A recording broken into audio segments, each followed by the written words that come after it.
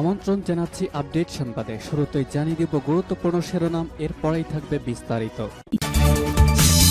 Israeli বর্বরতা, গাজায় নিহত ছাড়ালো 14,000, নারী শিশুর সংখ্যায় 10,000। সামনে কঠিন সিদ্ধান্ত নিতে হবে বলছে ইসরায়েল। এদিকে হিজবুল্লাহ এবং হামাসের ভয়ঙ্কর হামলা, জানা গেল অবশেষে নিহত ইসরায়েলি সেনার সংখ্যা। আল আকসা তুফান অভিযানে আমেরিকা সহ পশ্চিমা এবং ইহুদিবাদী ইসরায়েলের অর্জন ধ্বংস হয়ে গেছে বললেন জেনারেল সালামি। এরপর জানাবো দক্ষিণ লেবাননে 2 সাংবাদিক হত্যা করল ইসরায়েল, তাৎক্ষণিক প্রতিশোধ নিল হিজবুল্লাহ। এবং সর্বশেষ জানাবো আমরা যুদ্ধবিরতির চুক্তির খুব কাছাকাছি বললেন মার্কিন প্রেসিডেন্ট জো বাইডেন। শুনছিলেন সংবাদ শিরোনাম, এখন বিস্তারিত। তার আগে অনুরোধ থাকবে ভিডিওতে একটি লাইক দিন এবং কমেন্টস করে জানিয়ে দিন কোন জেলা থেকে বা কোথা থেকে আমাদের সঙ্গে যুক্ত রয়েছেন। ইসরায়েলি বর্বরতা, গাজায় নিহত ছাড়ালো 14,000, নারী শিশুর সংখ্যায় 10,000। ফিলিস্তিনি অবরুদ্ধ গাজা ভূখণ্ডে ইসরায়েলি বর্বর হামলা নিহতের সংখ্যা 14,000 ছাড়িয়ে গেছে। নিহত এসব ফিলিস্তিনিদের মধ্যে 5,800 জনের বেশি শিশু। এছাড়া নিহতের মধ্যে নারীর সংখ্যা আরও প্রায় 4,000। এছাড়া ইসরায়েলি হামলায় ধ্বংস হয়ে গেছে হাসপাতাল, মসজিদ ও গির্জাসহ হাজারো ভবন। গতকাল রাতে এক প্রতিবেদনে এই তথ্য জানিয়েছে বার্তা সংস্থা আনাদোলু এজেন্সি। প্রতিবেদনে বলা হয়েছে গাজা উপত্যকা ইসরায়েলি হামলায় নিহত ফিলিস্তিনিদের সংখ্যা 14,128 জনে পৌঁছেছে বলে অবরুদ্ধ এই ভূখণ্ডটির স্বাস্থ্য মন্ত্রণালয় জানিয়েছে। এক বিবৃতিতে মন্ত্রণালয় আরও জানিয়েছে নিহতদের মধ্যে 5,840 জনের বেশি শিশু এবং 3,920 জন নারী রয়েছে। গত 7 অক্টোবর হামাসের নজিবিন আন্তঃসীমান্ত হামলার পর থেকে ইসরায়েল গাজা উপত্যকায় অবিরাম বিমান ও স্থল হামলা চালিয়ে যাচ্ছে। ইসরায়েলি এই হামলায় হাসপাতাল, মসজিদ, গির্জাসহ হাজার হাজার ভবন ক্ষতিগ্রস্ত বা ধ্বংস হয়ে গেছে। অন্যদিকে সংঘাত শুরুর পর থেকেই গাজায় সম্পূর্ণ অবরোধ আরোপ করে রেখেছে ইসরায়েল। ইসরায়েলি অবরোধ গাজাকে জ্বালানি, বিদ্যুৎ, পানি এবং পানির সরবরাহ থেকে পুরোপুরি বিচ্ছিন্ন করে রেখেছে। এছাড়া সাম্প্রতিক দিনগুলোকে গাজায় কিছু সহায়তা প্রবেশ করেছে, যদিও তা প্রয়োজনের তুলনায় খুবই কম।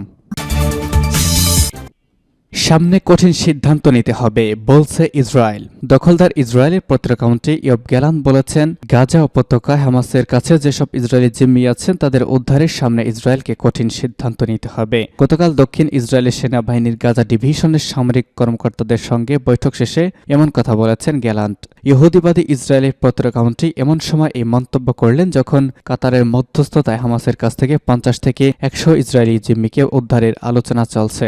ইয়োব গ্যালান্ট বলেছেন, আমরা হামাসকে পুরোপুরি হারানো এবং জিম্মিদের ঘরে ফেরানোর ক্ষেত্রে ধাপে ধাপে এগোচ্ছি। আমি মনে করি সামনে আমাদের কঠিন এবং গুরুত্বপূর্ণ সিদ্ধান্ত নিতে হবে। 45 থেকে 46 দিন ধরে যুদ্ধ চলছে, আর এই সময়ের মধ্যে এমন কোনো মুহূর্ত নেই আমি জিম্মিদের কথা ভাবিনি। কাতারের মধ্যস্থতায় যে কোনো সময় হামাসের কাছ থেকে মুক্তি পেতে পারে উল্লেখ সংখ্যক ইসরায়েলি জিম্মি। যাদের মুক্তি দেওয়ার আলোচনা চলছে তারা সবাই নারী ও শিশু বলে জানিয়েছে আন্তর্জাতিক সংবাদ মাধ্যমগুলো। গত 7 অক্টোবর ইসরায়েলে ভয়াবহ হামলা চায় হামাসের যোদ্ধারা। ওই দিন কয়েকশো ইসরায়েলিকে হত্যা করা ছাড়াও 2023 সালের উল্লেখযোগ্য ঘটনার পরিপ্রেক্ষিতে 240 জনের বেশি মানুষকে গাজায় ধরে নিয়ে যায় তারা। এসব জিম্মিদের মধ্যে এখনো পর্যন্ত মাত্র 4 জনকে মুক্তি দিয়েছে হামাস। বাকিরা এখনো গাজা আটকে আছে। 1.5 মাসের বেশি সময় ধরে নিখোঁজ থাকা এসব জিম্মির আত্মীয় স্বজনরা অস্থির হয়ে পড়েছেন, আর তারা এখন তাদের প্রিয়জনদের যে কোনো মূল্যে ফিরিয়ে আনতে বেঞ্জামিন নেতানিয়াহু সরকারের উপর চাপ প্রয়োগ করছেন। সূত্র টাইমস অফ ইসরায়েল। অবশেষে জানা গেল নিহত ইসরায়েলি সেনার সংখ্যা।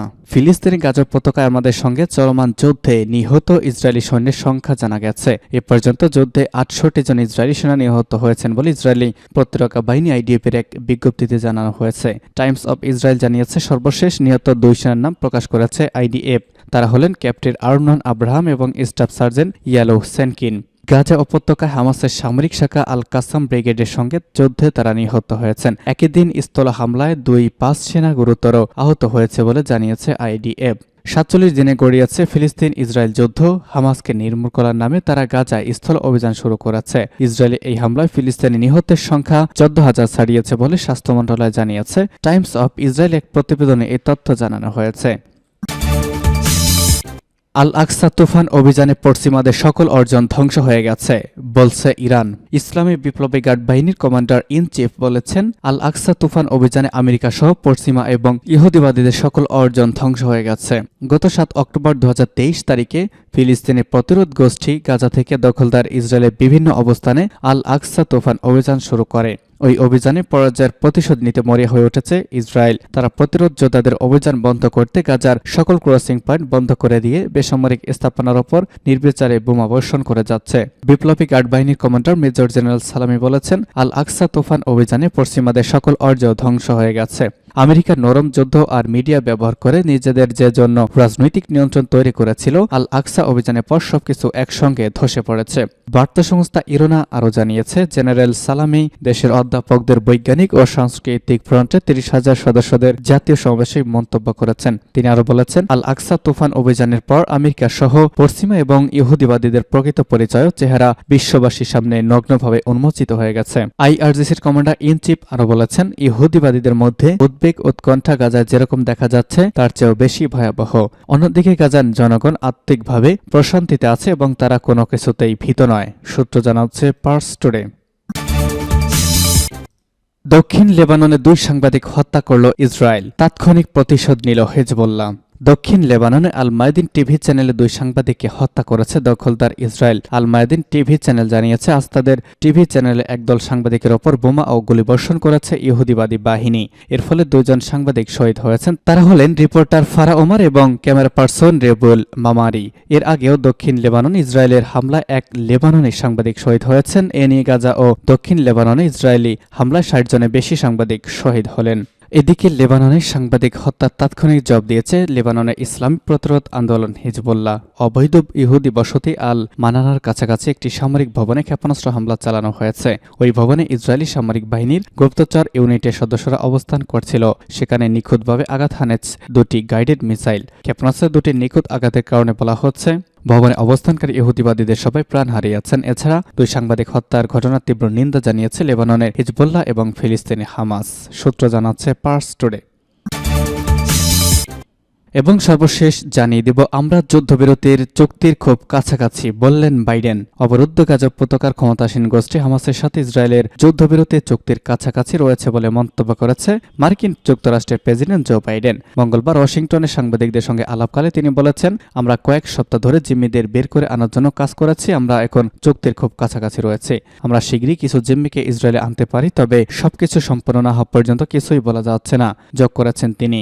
নাম প্রকাশে অনিচ্ছুক মার্কিন এক কর্মকর্তা ব্রিটিশ বার্তা সংস্থা রয়টার্সকে বলেছেন, আলোচিত চুক্তি অনুযায়ী 50 জন জিম্মির মুক্তির বিনিময়ে ইসরায়েলের কারাগারে বন্দী 150 ফিলিস্তিনি মুক্তি পাবেন, যাদের বেশিরভাগই নারী ও শিশু। আর এই যুদ্ধবিরতির মেয়াদ হবে 4 থেকে 5 দিন। হামাস ইসরায়েল চুক্তির বিষয়ে জো বাইডেন বলেন, আমরা এখন খুব কাছাকাছি রয়েছি এবং খুব শীঘ্রই কিছু জিম্মিকে ইসরায়েলে আনতে পারি। আমি এ বিষয়ে বিস্তারিত বলতে চাই না। আমাদের অনেক কিছু বলার আছে, আমরা বলবো, তবে এই মুহূর্তে সবকিছু ভালো দেখা যাচ্ছে। মার্কিন এই প্রেসিডেন্ট বলেন, আমরা এই চুক্তির বিষয়ে কয়েক সপ্তাহ ধরে নিবিড়ভাবে কাজ করছি, যেমনটা আপনারা জানেন। এ সময় তিনি গত কয়েকদিন হামাস ইসরায়েলের চুক্তিতে মধ্যস্থতাকারী কাতারের আমির Sheikh Tamim bin Hamad Al Thani ও ইসরায়েলের প্রধানমন্ত্রী বেঞ্জামিন নেতানিয়াহুর সাথে টেলিফোনে কথোপকথনের দিকে ইঙ্গিত করেছেন। মার্কিন কর্মকর্তারা গত কয়েক সপ্তাহ ধরে এই অঞ্চলের দেশগুলো চষে বেড়াচ্ছে বলেও জানিয়েছেন বাইডেন। তবে কত সংখ্যক মার্কিন জিম্মি এই চুক্তির আওতায় মুক্তি পেতে যাচ্ছে সে বিষয়ে সিএনএন এর এক প্রশ্নের কোনো জবাব দেননি মার্কিন প্রেসিডেন্ট জো বাইডেন।